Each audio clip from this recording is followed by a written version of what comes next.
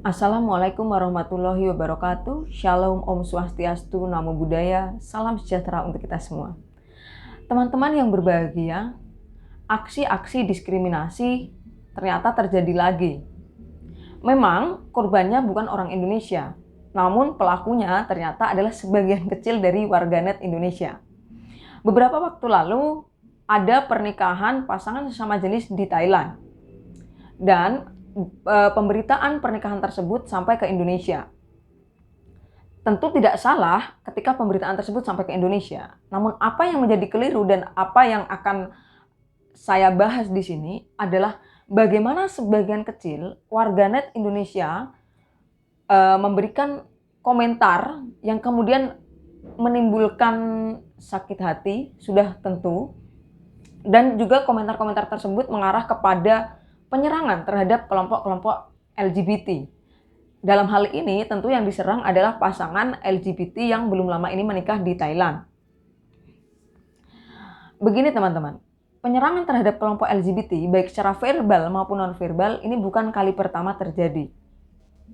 Kelompok LGBT memang menjadi salah satu sasaran empuk untuk didiskriminasi. Diakui atau tidak diakui, barangkali sebagian dari kita sampai hari ini masih ada yang memperolok-olokkan atau menyerang atau mengecam teman-teman LGBT. Memang LGBT tidak pernah dibenarkan oleh semua agama, sehingga tidak hanya agama Islam saja yang tidak membenarkan perbuatan LGBT, namun semua agama. Nanti teman-teman bisa pelajari lebih lanjut ke masing-masing penganut agama kalau teman-teman ingin membuktikan apa benar sih kalau yang melarang LGBT itu tidak hanya agama Islam saja seperti itu. Namun teman-teman juga jangan lupa bahwa agama juga tidak pernah membenarkan penyerangan terhadap siapa saja baik itu secara verbal maupun non-verbal, dan dalam hal ini adalah penyerangan terhadap teman-teman LGBT. LGBT memang keliru tindakannya, itu diyakini oleh semua agama. Namun teman-teman, pertama, begini, kita tidak pernah tahu latar belakang apa sehingga seseorang tersebut memilih jalan menjadi LGBT. Kemudian, yang kedua, pelaku LGBT itu juga manusia. Kalau mereka adalah warga negara Indonesia berarti sama dengan kita. Mereka memiliki hak-hak yang sama dengan kita. Mereka memiliki hak untuk memilih, mereka memiliki hak untuk hidup, dan mereka bahkan juga memiliki hak untuk berkeyakinan, agama apapun yang mereka pilih.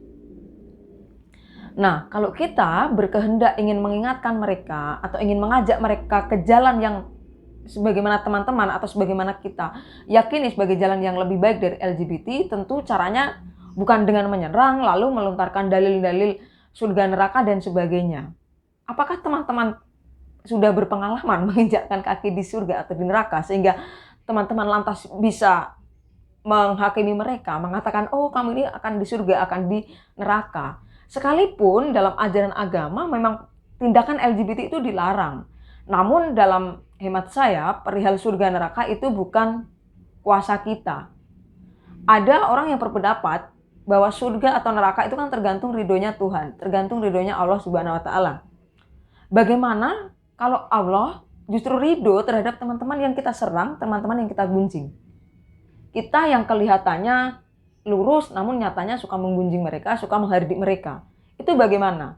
Makanya saya pribadi cukup takut apabila menghukumi orang itu akan masuk surga atau neraka. Bahkan menghukumi orang itu mendapat pahala atau dosa. Semakin kesini saya semakin belajar untuk tidak melakukan itu. Dulu waktu saya masih senang-senangnya belajar agama, dalam hal ini agama sebagai peribadatan ritual, saya memang ketika melihat sesuatu yang bertentangan dari apa yang diajarkan oleh guru agama saya kala itu, saya menganggap, oh itu dosa. Namun semakin hari, saya semakin belajar. Oh ya, yang penting itu kita tuh berbuat baik seperti itu. Perkara dosa pahala itu ikhlas saja seperti itu. Biarkan menjadi urusannya yang berkehendak seperti itu kan, yang punya otoritas akan dosa dan pahala itu. Nah, kembali lagi ke persoalan LGBT tadi. Di sini saya juga ingin menyarankan kepada pemerintah Indonesia pada khususnya, pemerintah Indonesia ini memiliki program yang bagus loh, melalui Kementerian Agama Republik Indonesia, yaitu program moderasi beragama. Dulu bersama teman-teman tim KKN UIN Wali Songo, saya beberapa kali bersama teman-teman Persaudaraan Lintas Agama Semarang dan Jaringan Gus Durian Semarang berdiskusi mengenai moderasi beragama. Namun saya ada catatan kepada pemerintah, khususnya yang menaungi program moderasi beragama ini, alangkah lebih baiknya kalau moderasi beragama ini tidak berhenti pada tataran bagaimana menghargai orang yang berbeda agama. Bagaimana kalau moderasi beragama ini kita kembangkan lagi juga dengan bagaimana kita memandang LGBT. Tentu saya tidak mengajak pemangku kebijakan kaitannya moderasi beragama ini untuk melegalkan LGBT, tidak sama sekali. Tetapi moderasi beragama itu kan kita juga mengkontekstualisasikan cara pandang kita dalam beragama. Nah, LGBT menjadi salah satu topik bahasan kan dalam agama. Nah, kan menjadi moderat dalam memandang LGBT itu juga tidak ada salahnya. Daripada kita menghujat mereka, menghardik mereka, menyerang, kan lebih baik kita berada di tengah-tengah. Punya keyakinan, oh LGBT itu tidak dibenarkan oleh agama yang saya yakini.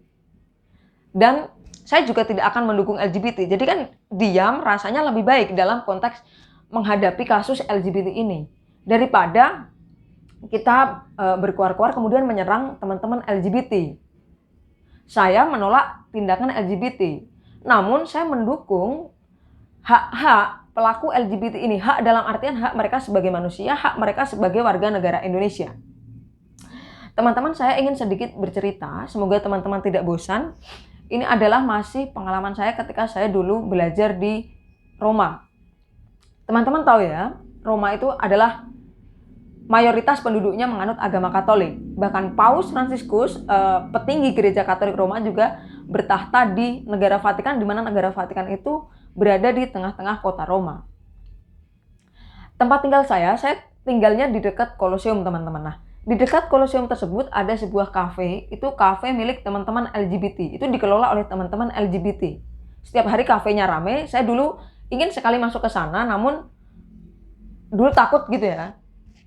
Orang luar nanti kalau tiba-tiba masuk di situ gimana, dan saya berusaha mengajak beberapa teman. Kebetulan waktu itu teman saya repot terus sehingga belum berkesempatan ke sana. Dan satu hal menarik yang ingin saya ceritakan adalah pada suatu hari ada pawai yang diadakan oleh teman-teman LGBT.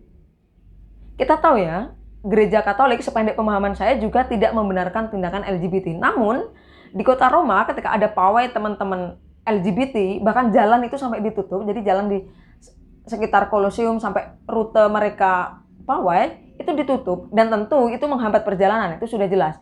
Namun tidak ada masalah di sana, tidak ada yang demo. Bahkan di negara yang mayoritas menganut agama yang tidak membenarkan LGBT, biasa saja seperti itu. Di sana biarawan-biarawati, rohaniawan-rohaniawati itu berkeliaran, ibarat katanya sering lewat di sana, berseliweran itu banyak. Namun biasa saja, tidak ada penolakan dalam artian penyerangan. Tentu secara dogma mereka, secara teologi mereka itu tidak membenarkan tindakannya. Namun ketika teman-teman LGBT ini melakukan pawai di sana dan tentu menutup jalan, itu ya biasa saja. Oh ya, dia tuh sama-sama warga yang tinggal di sana, yang lain juga biasa kok menjalankan pawai, ini juga pawai dan tidak mengganggu, pawainya tertib. Ya sudah, tidak ada masalah apa-apa.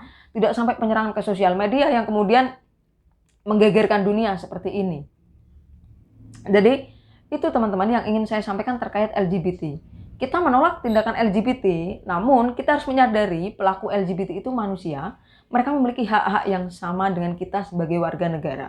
Kita boleh mengingatkan mereka, namun sebelum mengingatkan, alangkah baiknya kita cari tahu dulu latar belakang dia menjadi LGBT itu karena apa. Jangan-jangan karena ada tekanan mental, jangan-jangan karena ada hal lain yang atau trauma barangkali, atau ya berbagai hal dapat melatar belakangi seseorang menjadi LGBT. Seperti itu teman-teman. Nah, demikian video singkat kali ini.